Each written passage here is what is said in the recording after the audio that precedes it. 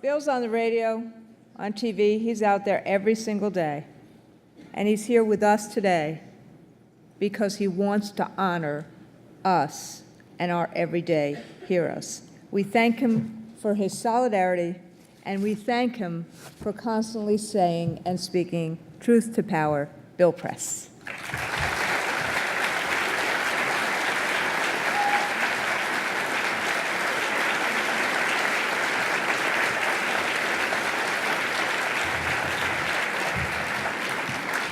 Thank you, thank you. Good afternoon, brothers and sisters. It's great to see you today, and thank you for inviting me to be a part of the program.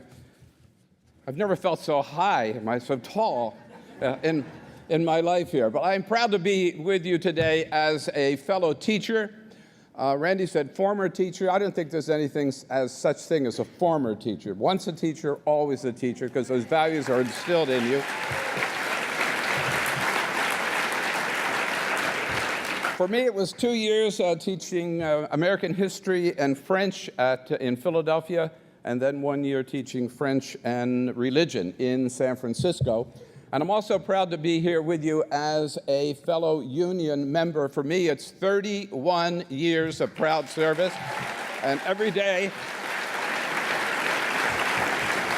I give thanks for what the union has meant to be. And let me tell you, as a teacher, I hope I left my students with a few lessons that I was able to impart, but I know that as a teacher, there were 4 valuable lessons that I learned. And the first one is that teaching is simply the best job in the world.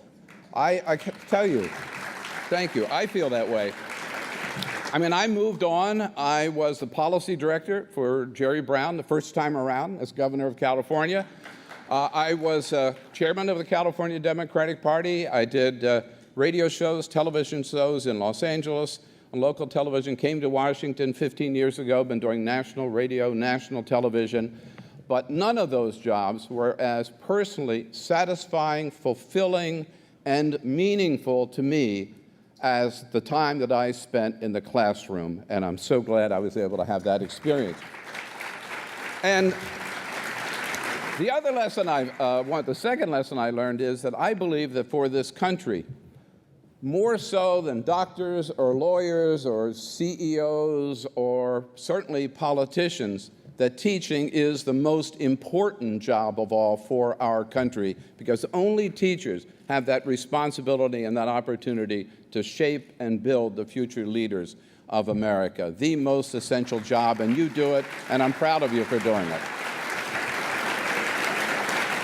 The third lesson I learned is that, sadly, teachers don't get the respect that they deserve across the country, but the respect and the recognition and the rights that we do have in every corner of the country, I believe, are due to the fact that those who went before us were smart enough to band together and to form a union so we could fight for our rights and fight for everything that we deserve.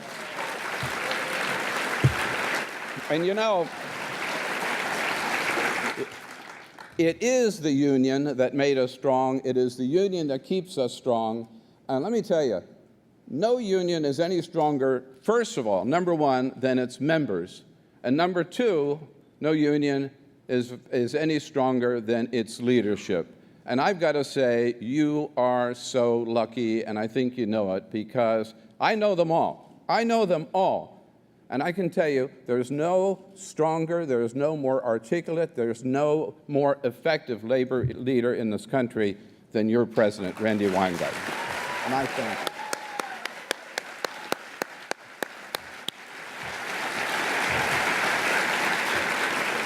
And finally, let me tell you, the fourth lesson I learned is that Chris Christie and John Kasich and Scott Walker are dead wrong. Dead wrong. You know, I don't get it. If they really want to build a better state, then they ought to be looking for more ways to help teachers, not to punish them.